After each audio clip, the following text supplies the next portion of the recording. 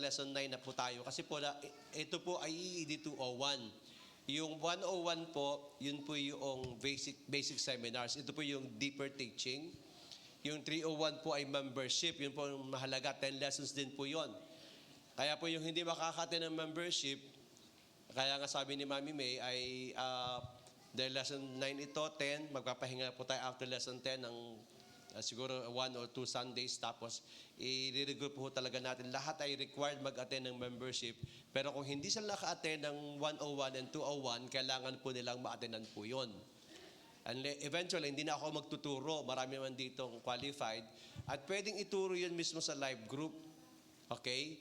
So, ngayon po ay dadako po tayo sa lesson number 9 sa EED 201, the fruit of the Holy Spirit. Last Sunday po ay the gifts of the Holy Spirit. Pwede paki-flash. Lesson number 9, fruit of the Holy Spirit. Una ho, mapansin po ninyo, ang sabi ay hindi po fruits, kundi singular fruit of the Holy Spirit. Sabi po ng mga Bible teacher, kaya hindi plural, ay kumbaga cluster po yan, para isang buwig ng saging. Collective po yan. Sabihin, lahat pong yan dapat nagmamanifest as we continue to grow. Dahil di po ba, sabi ko nga po noong nakaraan, yes, maraming bunga. If you still remember maraming kaloob o gifts ng Holy Spirit. May gifts of speaking, may gifts of knowing, may gifts of doing. Kung kabisado po natin, hindi po ba? Yun po yung grouping po noon. Gifts of knowing, gifts of speaking, and gifts of doing. Okay? Power, knowledge, etc. Ngayon po, ang mahalaga ay ang mga kaloob ng Espiritu. At yan po kinuha sa Galatia, Kapitulo 5, Galatians chapter 5, verses 22 to 23. Ang sabi, but the fruit, singular, of the Spirit is love, joy, peace, patience, kindness, goodness, faithfulness, gentleness, self-control. Against such things there is no law. Natandaan po natin, ang bunga, hindi po siya automatic eh.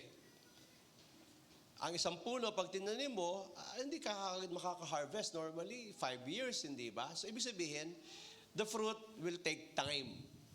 Kaya nga, di ba, sabi ng ating Panginoon, siya ang puno ng ubas, tayo ang sanga na hindi naka-connect sa puno, mamamatay. Para tayong mamunga, kailangan tayo ay patuloy connected sa ating Panginoon. So binanggit po dito, actually the fruit of the Spirit, next slide, is the character of our Lord Jesus Christ. Nasa Kanya po lahat yan. Dahil siya nga po ang role model natin. And gusto ng ating Panginoon na yung pong character na yan ni Jesus Christ, kaya nga di ba kailangan sa discipleship ay Christ-likeness eh. To be like Jesus. Ano yun? Okay? Kailangan po na ma-reproduce po sa atin yan, okay? And to be expressed in our lives. Dapat nakikita po yan.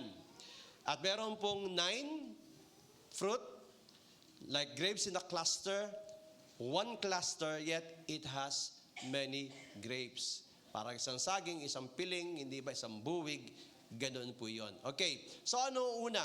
Ang una po, obviously, I love, pag-ibig. Okay, pakisunod lang, medyo mabagal lang ating okay. Pakisunod lang, be attentive. So, alam natin ang ginamit po dyan ay agape. Okay? Divine love, unconditional love, self-sacrificing, benevolent giving, the highest expression of love.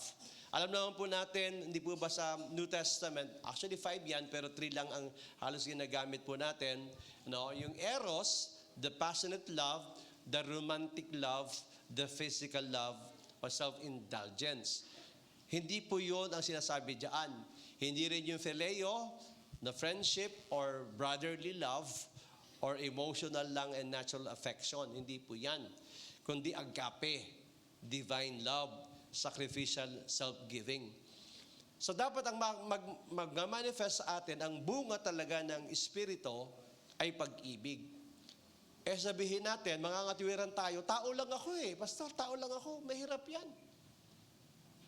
Kung gawan ka ng masama, siyempre, magre-react ka, tao ka lang Hindi po dapat hindi natin pwedeng ikatwir na tao lang tayo. Meaning to say, yes, tao tayo.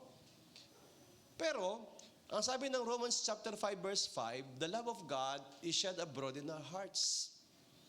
Kaya ang sinabi ng ating Panginoon na, love your enemies, ibigin nyo ang inyong mga kaaway. Mahirap yun Yes, hindi natin kaya. Pero, kung ipauubaya natin sa Panginoon araw-araw, kaya ang mahalaga, sabi ko kanina, mahalaga po yung napupuspos tayo ng banal na Espiritu. Hahayaan natin ang pag-ibig ng Diyos na pinupuspos tayo. Magmamanifest po yung love na yan. Sabi nga ng John 13:34-35, ang buong mundo, the whole world will know that you are my disciples indeed. Makikilala kayo ng buong mundo na kayo tunay kong mga alagad kung kayo ay nagmamahalan. Kaya doon sa 1 Corinthians chapter 13, mga kapatid, ano sabi? Kahit na sabi ka, though I speak with tongues of men and tongues of angels, if I have no love, I'm nothing. Diba? Kahit na you can understand all mysteries, you have faith that can move mountains, even if you offer your body to be burned, if you have no love, nothing pa rin. Kaya yun po yung trademark dapat, at pangunahin po siya kasi yung iba damay na damay na. Kaya tandaan po natin yan. Hayaan natin araw-araw ang pag-ibig ng Diyos. Napakahirap. Kasi nasa katawan lupa pa rin tayo. Pero if we will just allow the Spirit of God to move, magpo-flow po yung agape love na iyan. Sacrificial love na yan. So yung pangalawa po na fruit ng Holy Spirit is joy. Tawag po nila dyan, calm delight. From the Greek word, kara. Diyan din po ginuha yung charismatic. Okay? It's joy, extreme gladness. Kaya nga joy joy unspeakable. Iba po yung happiness sa joy. Yung happiness dahil ng happenings. Yung pagiging happy kasi maganda ang sitwasyon. Pero ang joy, kahit may problema ka, nagagalak pa rin. Iba yung natutuwa lang sa nagagalak. Kasi bunga ito ng Espiritu. Jubilant. Rejoicing in the midst of trials. Kaya ang mga tao magtataka, ba't ganun?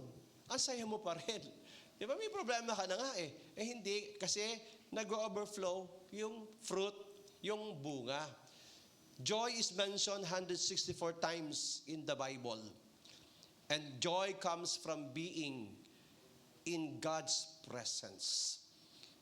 Mahalaga. Ano sabi ng Psalm 16 verse 11? You will show me the path of life. King James says daw, no? In your presence, there is fullness of joy. Sa iyong presensya, may kapuspusan ng kagalakan. In your right hand, there are pleasures forevermore. Kaya nga mga kapatid, kapag puspos talaga tayo ng banal na Espiritu, yung kagalakan, hindi kayang ma-express Kaya napakahalaga na tayo ay nananatili sa ating Panginoon. If my words abide in you, if you remain in me, my words remain in you. Yan ang kondisyon ng ating Panginoon Kahit ang kaligtasan, hindi ba sabing ganoon? If anyone has the Lord Jesus, if Christ is in us, no? Sigurado So, salamat. Pwede pala tayong magalak. At dapat tayong magalak sa gitna ng mga sitwasyon. Bakit? Kasi nag-overflow yung kaloob ng Panginoon sa atin, na sa atin naman ay ma-manifest as a gift na. Bigay ng Lord ang mga bagay na ito sa atin. So, love, joy, ang pangatlo, peace, kapayapaan. Yung iba, ang alam lang ng peace is RIP, rest in peace. Pag namatay na, pag 6 feet below the ground. But in the Greek, peace is eirene, which means peace of mind, a state of calm. Yung relax lang, chill lang ba? Chillax, hindi ba?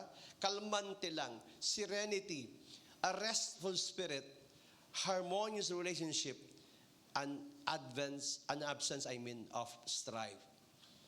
Alam nyo, that is the Greek word. Pero sa Hebrew, it's shalom na lagi kong binabanggit. Mas malalim ang shalom. Kasi, lagi ko nga sinasabi, kung ang English, pag isinali mo sa Tagalog, medyo malayo na, yung English from Greek, hindi rin nakakapture ng Greek, ng English yung from the Greek. How much more ang Hebrew? Mas malalim. Kaya nga yung Hebrew shalom is an absence of conflict and enmity.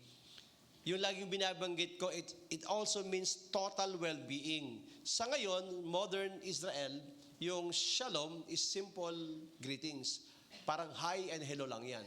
Parang aloha. Parang sa atin, mabuhay o good morning. Parang ganyan. Annyeonghaseyo. And diba, sa Koreano. Pero sa Hebrew, in original context, yung shalom is total well-being. Kaya dinideclare natin, pagka, di ba, yung Aaronic blessing, di ba, shalom, shalom, shalom, tanggapin natin yun na may pananampalataya. Nothing missing, nothing lacking, nothing broken, but wholeness, completion, okay? Ito ay satisfaction and abundance. Yun ang ibig sabihin ng shalom, hindi peace lang, no? Peace man, hindi ganun yun, no? Forgiveness and the presence of all good. Kaya ito ay bunga rin ng Espiritu sa atin. Mapayapa tayo, naranasan natin yung kapunuan ng ating Panginoon. Kung mapapansin ninyo, may 9 gifts of the Holy Spirit, may 9 fruit din ng Holy Spirit. The fourth is the long-suffering or patience. Long-suffering. Ang pronunciation nila dyan, ganito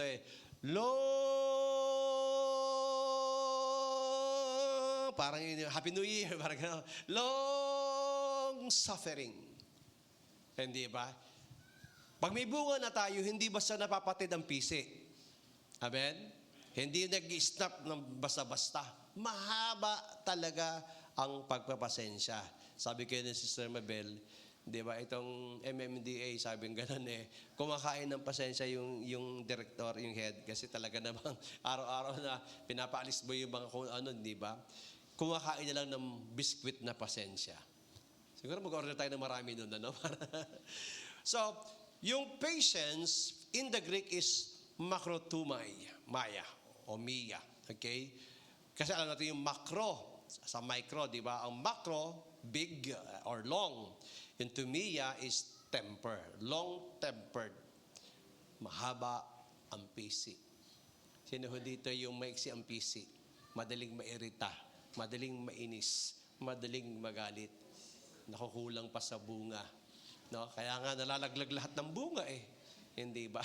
Naglalaglagan pag dumadaan sa pressure cooker. So, this fruit ng Holy Spirit is the quality of selfless reign under pressure. Kahit na nasa pressure cooker, kahit ang daming problema, okay lang. Okay? Trials without murmuring. Kahit maraming pagsubok, hindi reklamador. Amen? Hindi. Ano ba naman yan? Ang init-init? Ano ba naman yan? Ang baho? Ano ba naman yan? Lahat na lang Minsan, dinadamay pa ang Diyos. Sa araw-araw na ginawa ng Diyos. Diyos ba ang gumawa nun? Hindi. Okay? So, kahit na may mga pagsubok, hindi nagmamurmur, hindi nagreklamo, repining or resentment. Okay? Same words. So, hindi sumasama ang loob. This is a patient endurance in the face of pain and adversity. Kaya nga, naalala ko si Mami May, nung interview siya, nag-apply siya sa call center dati. Pasado, kaya lang malayo. Pero nung nagtatanong nung malamang Christian, dahil pastora, asset po kayo kasi ang mga Kristiyano, mas yung kanilang ability to cope. Meron kasi tinatawag, di ba, na kung may IQ, may IQ? Ha? Intelligence quotient, ay merong EQ, emotional quotient, at merong pang AQ, Di ba? Adversity quotient. Mataas. Sa atin, bunga ng Espiritu yun eh. Hindi ba? Kailangan po talaga na mahaba ang pasensya. Sumasagot ka na sa telepono, hindi ba? Kausap mo, makulit, hindi ba? No? Minsan, dalawa yan eh. Yung challenge sa atin, yung mga batang makukulit o matandang makulit. Alam mo, mas mahirap, yung batang makulit o yung matandang makulit? Tama ka. Di ba? Yung mga matandang walang pinakatandaan, hindi ba? Yung mga ulyane na, ang kulit talaga. Yung batang umihis sa salwal, cute eh. Yung matanda, ako hindi na. Ay, hirap. Ayan. Kaya mga kabataan, diyan kayo masusubukan yung patience. Kapag pinaglingkuran tayo dati ng ating mga magulang, baka pagka matanda na yung magulang natin, wala na tayo di ba? Nakikita mo sa minsan, nakakaawa naman, binubugbog yung magulang. Nako. Huwag nawa sa mga Kristiyano. Hindi tayo Kristiyano kung ganon. Sabi ni Hebrews 6:15, and thus Abraham, he having patiently waited, obtained the promise. No, minsan ako nag-iisip 41 years na ako nagpapastor. At daming nag-prophesy sa akin. Sabi ko, Lord, yung mga prophecy na wala pa doon sa naranasan ko, wala pa sa dumi ng kuko ko eh. Ang dami. Pero pag naalala ko yung Word of God, may timing ang Panginoon doon eh. Sabi ko, I resolved to myself, kung hindi ko man makita habang buhay ako, alam ko mangyayari pa rin yun. Diba, the vision, sabi ka noon, though it tarries, okay, it shall come to pass. Naniniwala po ako doon. Pero si Abraham, ang model ni Abraham, di ba, wala na eh. Virtually, practically, imposible nang matupad ang pangako dahil tanda na siya. At ang asawa niya, menopause na. Pwede ba yan si Ketty, manganak pa ang babae menopause? Hindi na. Pero bakit nanganak pa rin? Di ba, nung nangyari? Tinulungan nila ang Diyos. Minsan, nagtatangka tayong tulungan ng Diyos. Parang hindi alam ng Diyos ang ginagawa niya.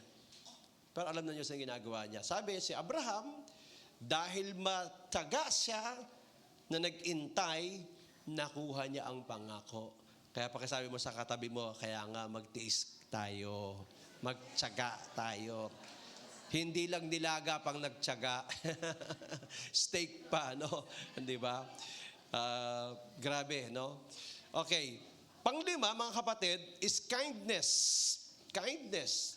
Kabutihang loob, kagandahang loob. From the Greek word krestotos. It is kindness or gracious in speech and action. Diba? Dapat ang ating pananalita pala malumanay. Ang kilos natin hindi brusko. Okay? A meekness with compassionate action. Alam mo? Diba si Moses ay napaka-meek. Sabi ng Bible, si Moses ang pinakamaamo na tao na nabuhay. Napaka-meek. Pero sumabog din si Moses. Then you can just imagine kung gaano kakulit ang mga Israelita. Ang pinakamaamong tao na nabuhay daw, nag-explode din isang araw. No, sabi ni Moses, Lord, hindi ko naman iinak tong mga to eh. Bakit I carry the burden every day? Kapatid, kung alam nyo lang ang pagpapastor. Pero salamat sa Panginoon, hallelujah, nandiyan ang biyaya ng ating Panginoon. Okay? Of course, hindi ko na-address lahat ng mga problema ninyo personally, pero may mga pagkakataon, very much involved ako, lalo kung kayo close na sa akin, no? Pero ang hirap magdala ng problema, sa totoo lang. Kung hindi mo alam ma-detach, kaya ibig sabihin, hindi ka dapat, yung emotion mo, alam mo kung paano i-detach yun, mentally, hindi ba? Mabibigat yan. Kaya nga emotional and adversity quotient, mahalaga po yun. Pero it comes from the Lord. Okay? Tempered in nature. Makikita po natin yan. Yan ang paalala ni Pablo kay Titus, hindi ba?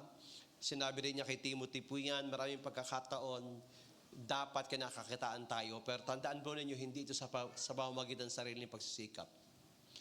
Lahat pong ito ng mga bunga ng Espiritu ay sa pagbababad natin sa presensya ng ating Panginoon. Okay? Sabi ganoon sa Titus chapter 3, 4 hanggang 6. But when the kindness of God, our Savior, next slide, and His love toward men appeared, not by works done in righteousness, which we did ourselves, but according to His mercy, He saved us through the washing of regeneration and renewing of the Holy Spirit, which He poured out upon us richly through Jesus Christ, our Savior. Paano tayo naligtas? Because of the kindness of God. Dahil sa kanyang habag. Mahabagin ng ating Panginoon. He is merciful. Okay? So the next is goodness. From the Greek, agathosune, being good in character. Goodness speaks of integrity, of character.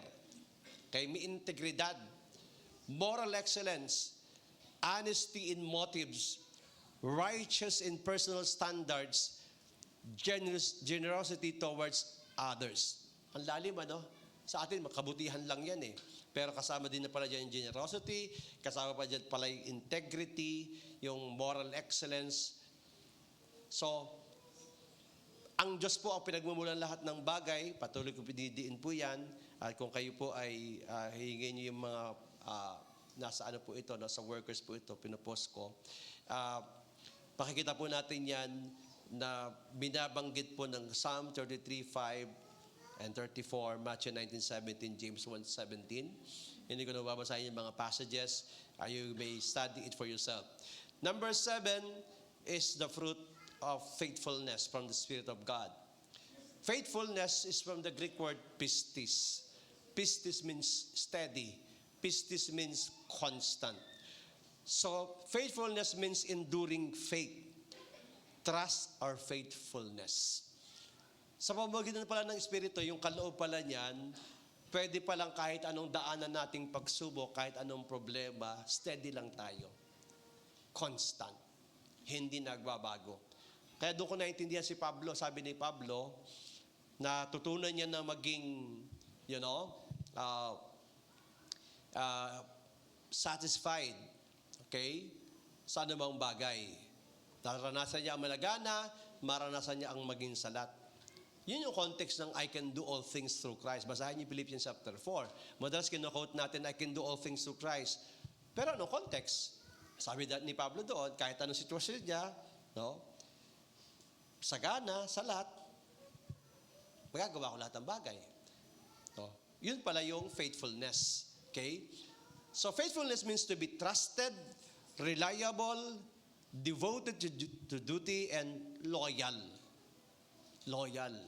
Reliable siya. Maaasahan siya. Kaya nga, the more na nag-grow tayo sa ating Panginoon, makikita yan eh. At hinahanap ng Lord yan. Sabi ng Luke chapter 16 verse 10, one who is faithful in very little is also faithful in much. And one who is dishonest in a very little is also dishonest in much. Makikita mo naman yan eh. Paborito ni Mami Mayan, it's in the little things. It's in the little things. Sa mga maliliit na bagay. Sa maliliit na bagay. Siguro yung iba isipin, haba na ng service, 8 hanggang 10:30, tapos may seminar pa. Nung araw, ang mga Kristiyano, ng araw, may umaga ng service, may vesper service pa. At ang buong linggo talaga, araw ng linggo, wala silang ibang ginagawa kundi sa Panginoon. Pero ngayon, punishment na eh. Kaya yung iba, kaya sila madami ang dumadalo kasi 1 hour lang, tapos na. Kasi ang hinahabol lagi, convenience. Convenience. Pero kung sabi natin, Lord, I love you with all my heart, soul, mind, strength, hindi natin maibigay todo-todo sa Panginoon. Ito, hindi naman forever na may seminar tayo. Pag natapos ito, hindi na po ganito. Ang isa-seminar na natin yung mga bago. Hindi po forever ito. Okay? Tsaka yung mga gustong maging life group leaders, of course, yun yung dadalo doon sa pinaka-last lesson natin. Pero, ngayon po, kailangan po natin gawin ito. Okay. So, second to the last is meekness or gentleness. Number 8. Gentleness or meekness. From the Greek word praotes. Nahirap po yung pronounce minsan ng Greek, Hindi ko kabisado lahat yan, but it means strength under control. Yan po yung, alam niyo yung buriko, yung mule, okay? Na pag nahuli po sa wild yan, at talaga namang makulit yan, no? Pero yung kabayo, yung wild horse, hindi ba, napakalakas niyan eh. Okay? Pero kapag yan ay na-train na, naturuan na siya, narerendahan na siya, Hindi gagalaw ang kabayo hanggang walang command. Okay? Hanggang hindi sinasabing, hiya! O ano, hindi ko alam yung command sa kabayo di ba? Pero talagang makikita natin, napakahalaga yung meekness or gentleness. Okay? Malakas tayo, hindi tayo mahina. Yun ang tingin ng iba. Pag naging Kristiyano ka na, mahina ka na Meron isa dati na dahan-dahan ko nang dinidisciple years ago, in the 80s pa. Bumigay siya noong marinig ang comment. Yung mga Kristiyano kasi malalambot ang puso. Ang dating sa kanya parang mahihina. So hindi na siya nagpatuloy. Sabi niya, hindi ako ganun. Hindi ako mahina. Sabi ko, in-explain ko sa kanya, hindi niya makuha. Okay. So meekness, gentleness, it means meek and submissive towards God and man. Okay? Kaya tatanggal po dito yung fried chicken. Marunong magpasakop. Nagulat ako, nagre-report si Bishop Dan kahapon, yung atin palang head ng armed forces ngayon ay born-again Christian. Okay? At sabi niya, nung college days niya, siya ay na-disciple ng Campus Crusade for Christ. Pag-asa po tayo, lumalabas po yung mga opisyal ngayon ng mga born-again. At tumawag sa kanila, humingi ng tulong, tinawag sila sa krame, yung mga bishops natin, tulungan sila sa alam nila ang tanging pag-asa ng bayang ito ay ang Diyos. Kasi yung mga ilang mga general, mga retirado na, nag-i-incite ng pabaksakin ang pamahalaan. Yun ang usap-usapan. Hindi confirm sa iba, hindi natin alam. Pero sabi niya, yung mga bali-balitang yan, sabi ng general, sabi niya ay huwag na natin patulan kasi marami mga rumor mongerers, hindi ba? Sabi niya, ako bilang Kristiyano na ngayon ay head ng Chief of Staff ngayon, sabi niya, alam ko sinumpuan ko sa Diyos at sinumpuan ko sa bayan. Hindi kami after sinuman ang pinuno. Ang aming katapatan, ang loyalty namin ay sa konstitusyon. Kaya mag-pray tayo. Kaya sabi nga niya, panalangin niyo kami. So, sila mga militar, general, mataas ang katungkulan, pero mababa ang loob. Blessed na blessed si Bishop Dan nung siya nag-report kahapon. Kasi ang ating IFP, NPG ay sa Bacolod, April 1 to 3. Kaya tinatanong na ako kung kasi papareserve na ng hotel and etc. Okay?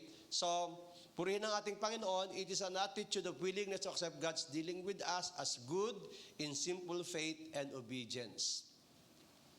Kita niyo yun? Tinatanggap natin lahat na ang Diyos ay nariyan. Sabi ng ganon, meekness is like a bucking bronco that has been tamed by his master. Yung buri ko kasi makulit yan And all of his strength is now properly channeled and under the control of the master. Naalala ko isang pastor sa Mexico. Sabi niya, paano mo, tinanong niya yung may-ari ng bronco. Sabi niya ganyan, paano mo pinapaamo yan? Paano ang training dyan? Sabi niya, kasi ang kulit Sabi ka ay papakita ko sa'yo. Kumuha ng tubo, pinalo sa ulo, alalay, pang! Hilo yung buri ko.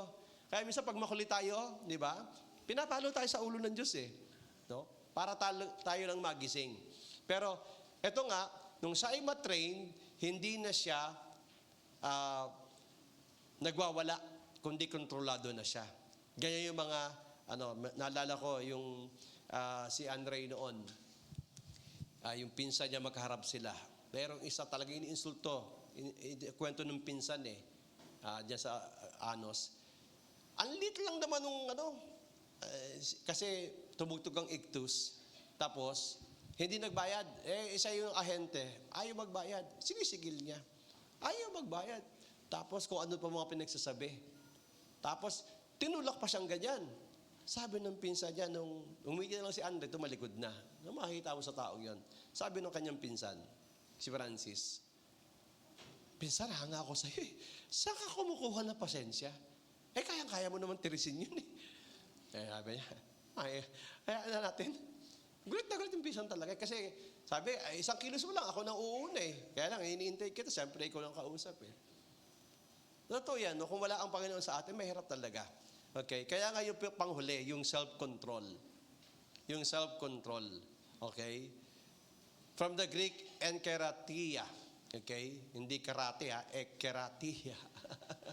Hindi tayo mga karate. Pagpipigil sa sarili. Self-control. Temperance. No? Kaya nga yung mga kain ng bawal, wala pa rin self-control. Bawal na nga ang matatamis, kain pa rin ang kain ng matatamis. Kailangan natin ng self-control, yung mga high blood dyan. Kaya nga ako, tagal hindi kumakain ng baboy. Okay? Ako ay restricted sa red meat, white meat lang. Okay? Kape, nagbabawas na din ako. Mas maganda yung green tea. No? Diyan makikita yung self-control natin, no? So, moderation of appetites and passions. Okay? Self-control involves personal discipline and accountability. Mga kapatid, again, paulit ko sinasabi ito, hindi natin kaya ito. So, as we close, paano ba na-develop ang spiritual fruit? Paano? Well, may bahagi tayo. Sinabi ng salita ng Diyos yan, no? Kailangan may self-denial. Sabi ni Paul sa Galatians 2:20, I have been crucified with Christ. Ako'y kasama ng napako ni Kristo. Ngunit ako'y nabubuhay pa rin. Ibig sabihin, araw-araw, pinapako mo sa sarili mo. Araw-araw, dinidinay mo na ang sarili mo, hindi na yung gusto mo. Alam niyo ba, ako everyday, alam niyo kasi, ang trabaho ko halos, nakaupo, nagpipray, nag-aaral. Kailangan kong gumalaw-galaw kasi kung hindi, talagang, diba, sedentary life eh. Iyan ang buhay ko na eh. Minsan may bubulong sa akin, hindi ka ba napapagod ng kape-pray? Hindi ka ba napapagod kababasa, ka-aaral? May temptation na gano'n. Pero, kailangan kong gawin. Bakit? Kasi panawagan ng Panginoon. Especially, yun nga, lagi akong nasasalan sa mga pastor. At syempre, mga pastor, napakadami nilang alam. Kailangan alam mo din yung nangyayari. Hindi ko alam lahat, pero dahil ikaw ay meron ng pundasyon sa salita ng Diyos. Kasi mahalaga naman talaga, kahit hindi mo aralan iba't ibang doktrina, hindi mo alam ang tawag doon sa mga theological terms na yun, pero alam mo ang Word of God at yung sensor, yung Holy Spirit, no? So, pag nag-deny tayo sa ating mga sarili, alam nyo, ito yung aking natuklasan. Kapag ang isang Kristiyano talaga naging totoo na sa kanya yung panalangin ng Matthew 6:10 araw-araw, grabe nga gawin ng Lord sa'yo. Ano ba yung Matthew 6:10 uli? Your kingdom come, your will be done. On earth as it is in heaven. Madaling sabihin yon, pero yung application, didinay mo na sarili mo, hindi na yung gusto mo eh. Di ba? Ang sarap, may motor dyan. Di ba? Pwede naman akong, mamasyal ako ng mamasyal. Di ba? Mag-isa lang ako, hindi ko kailangan kasama. Yung bike, nandiyan dyan. Mahirap mag-bike na mag-isa ka lang eh. Pero yung motor, kahit dulo ng Santa Maria hanggang doon sa may windmill, kaya-kaya ko puntahan yun. Pag doon nga sa may baid doon, sinusubukan ko yung NMAX, nagawa 112, 113, 115. No? Hindi pa sagad yun. Ibig sabihin, kaya kong gumala ng gumala, pero hindi pwede. Marami akong priority. Priority ko number 1, every day, kailangan mag-pray. Kailangan dito, hindi ba? Dinidinay mo na yung sarili mo eh. Pati yung, di ba? Pag may gathering doon sa Kabayan Hotel, birthday ni Widow ni King, grabe yung lechon. Di ba? Hindi lang dahil ito, health reason, bakit? Gusto ko maglingkod pa sa Panginoon eh. So, kailangan natin i-commit ang ating buhay sa ating Panginoon. Self-denial. Araw-araw, tinatalikdan ang sarili. Araw-araw, tinatanong ang Diyos, Lord, ano ang gusto mong gawin ko para sa iyo? Baka ang Panginoon nangungusap na sa atin, pasyalan mo naman yung kapitbahay mo, ipag-pray over mo yung kaibigan mo, hindi natin ginagawa. Secondly, intimacy with Christ. Being prayerful and worshipful. Grabe yan. Kapag ikaw talaga ay madadalanginin at mapanambahin, kagaya ng testimony ng mga ex-Satanist, gusto nilang patumbahin yung pastor, hindi niya mapatumba. Bakit? Sobrang lalim manalangin at sobrang grabing sumamba. Kahit anong gawin ng mga witch, hindi tinatablan. Hindi tinatablan.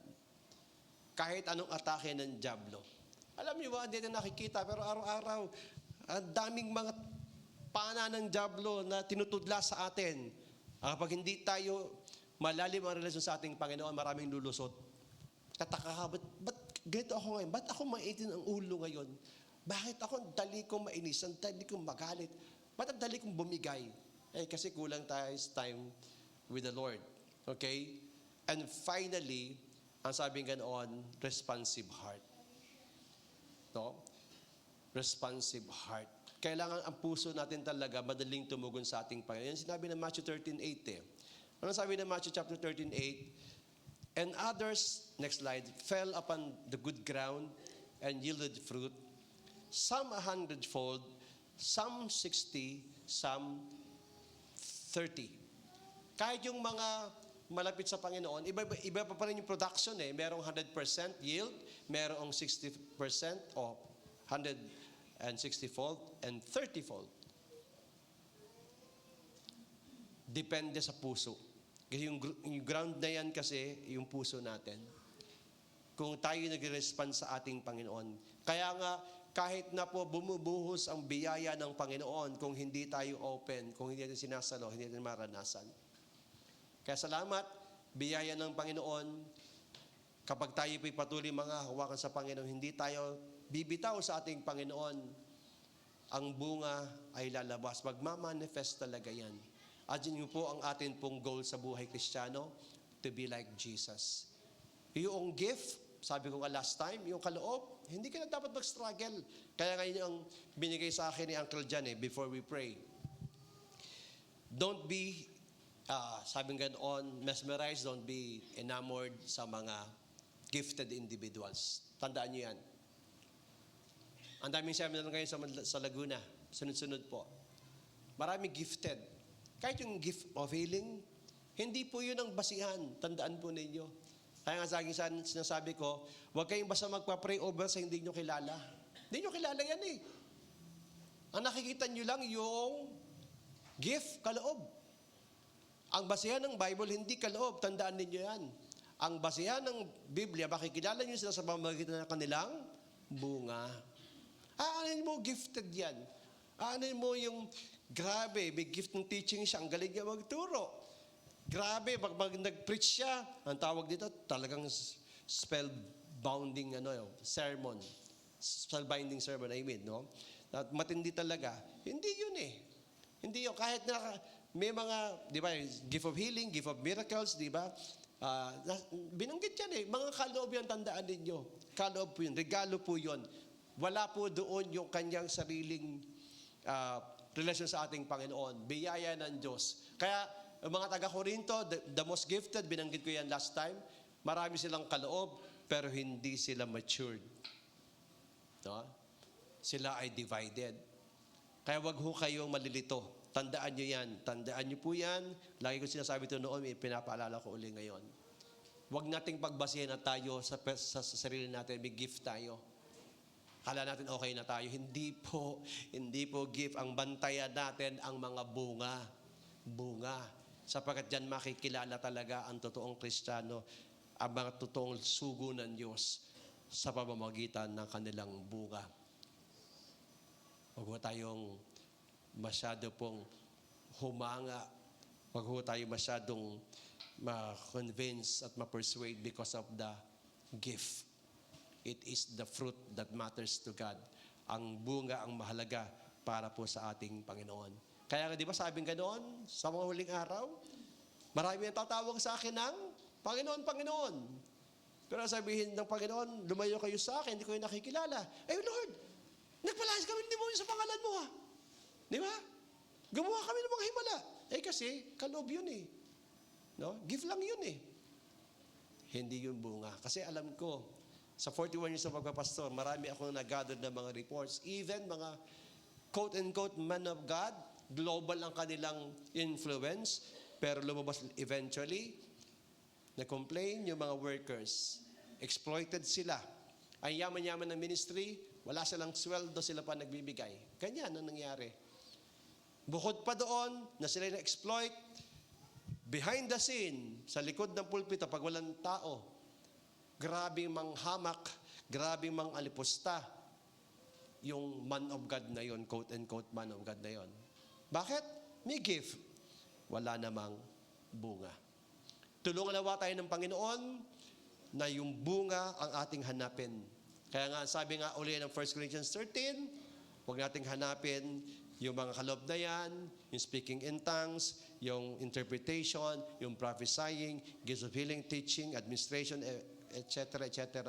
Salamat, magagamit yun for the benefit of the body of Christ. Pero sa sarili mo, hindi yun magmamatter sa'yo.